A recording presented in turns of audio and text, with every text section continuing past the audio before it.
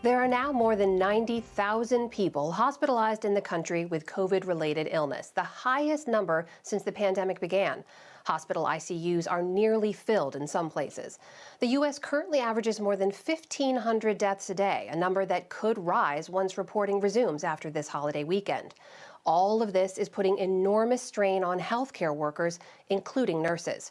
Here with more on that now is Bonnie Castillo. She's the executive director of the National Nurses United Group. That's the country's largest nurses union, representing 170,000 registered nurses. Bonnie Castillo, welcome to the NewsHour. As we've seen, cases are surging across the country. When you look at the graphs, they are astounding. You see the number of new record daily high infections growing.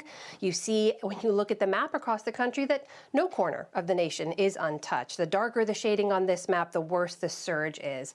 So, Bonnie, when you look at your nurses on the front line of this, what do they not have right now that they need to do their jobs and to do them safely? They still are lacking adequate protections. And when I say protections, I mean a comprehensive national plan of protections that include the PPE, personal protective equipment, adequate numbers of staffing, and even measures such as simple isolation testing.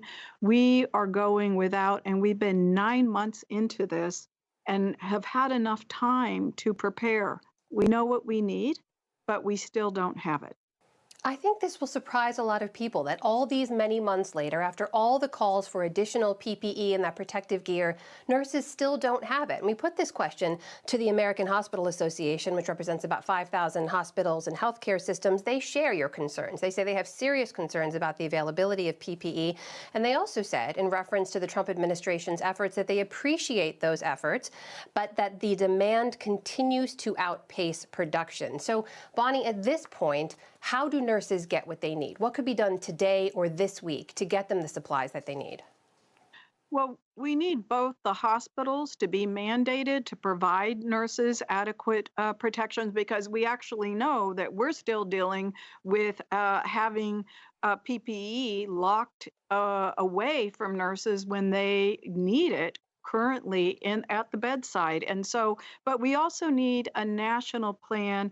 We need we've called for the Trump administration to fully invoke the Defense Production Act, and we need that now. Now, obviously, we are working with President-elect Biden, and we hope that we will have that in place soon.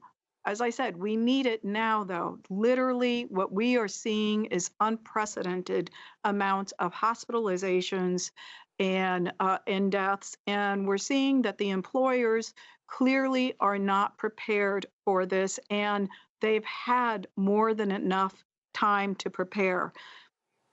Bonnie, when you say that that stuff is locked away and not making its way to the nurses, what does that mean? I think people will have a hard time understanding. Are you saying it's there and just not getting to the front lines where it's needed? So, for instance, what we have heard is reports of PPE coming in, and yet nurses are given one N95 mask for an entire shift. These masks are designed for single use only. And we still are hearing reports of hospitals expecting nurses not only to wear it for one whole shift, but oftentimes for multiple shifts for weeks. This is going to result in infections of the healthcare workforce. And when we're infected, then we're not there to care for all these patients that are coming in. Bonnie, what about things like regular access to testing, contact tracing, early exposure or notification rather, of any kind of exposure? We see professional athletes, college athletes even, getting access to those kinds of things. Do nurses have easy access to those? No, they don't. And when you think about it, we're coming into direct contact with the COVID patients. They need our expertise, and yet we are not given testing. So we've had nurses who have been caring for patients since February, March, and who still have not been tested. This is one of our central demands, is that in order for us to be safe, and to give, and for our patients to be safe, we need to know if we are infected. So, as I said, we're fighting state by state, but we really need a national plan. We need leadership that is going to take a national approach. You can't just have one state enact masking orders, staying in place, social distancing, and yet have other states completely flout that and not have an impact from that on all of us. We are so grateful for the work that all these frontline nurses and all the frontline healthcare workers are doing every day. That is Bonnie Castillo, the Executive Director of National Nurses United. Thanks for being with us.